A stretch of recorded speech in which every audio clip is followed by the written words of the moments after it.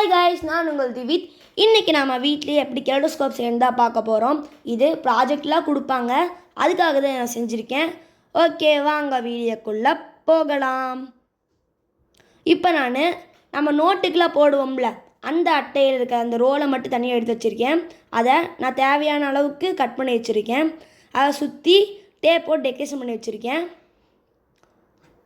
கூடவே கண்ணாடி கடையில் ஒரு பீஸ் 10 ரூபான்னு போட்டு அதுக்கு தகுந்த மாதிரி கண்ணாடி கட் பண்ணி வச்சுருக்கேன். ட்ரையாங்கிள் ஷேப்பில் தனித்தனி ரெக்டாங்கிள் ஷேப்பில் கட் பண்ணி நம்ம ட்ரையாங்கிள் மாதிரி டேப் வச்சு ஒட்டிக்கணும்.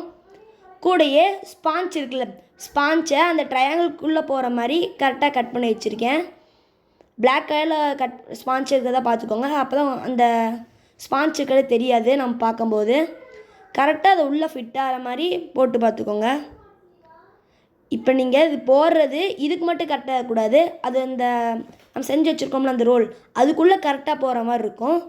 இதுங்க நான் இப்போ போட்டு காட்டுறேன் அது உள்ளே எப்படி கரெக்டாக ஃபிட் ஆகுதுன்னு. இப்போ நான் இந்த ஸ்பாஞ்ச் நான் போடுறதுனால பாருங்கள், நீங்களே கரெக்டாக உள்ளே அப்படியே டைட் அண்ட் ஃபிட்டாக உள்ளே போகுது.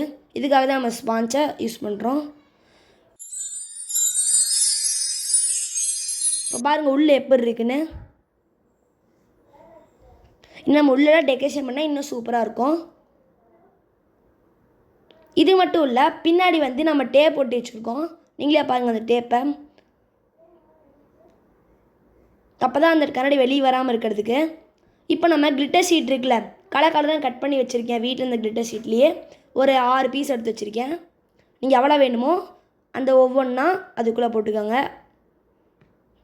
லுக்காக தெரியாமல் போட்டுக்கோங்க.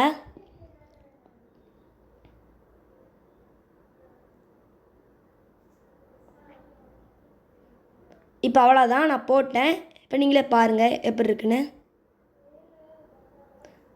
இது நீங்கள் அப்படியே நல்லா ரோல் பண்ண ஒவ்வொரு டிசைனாக மாறிட்டே இருக்கும்.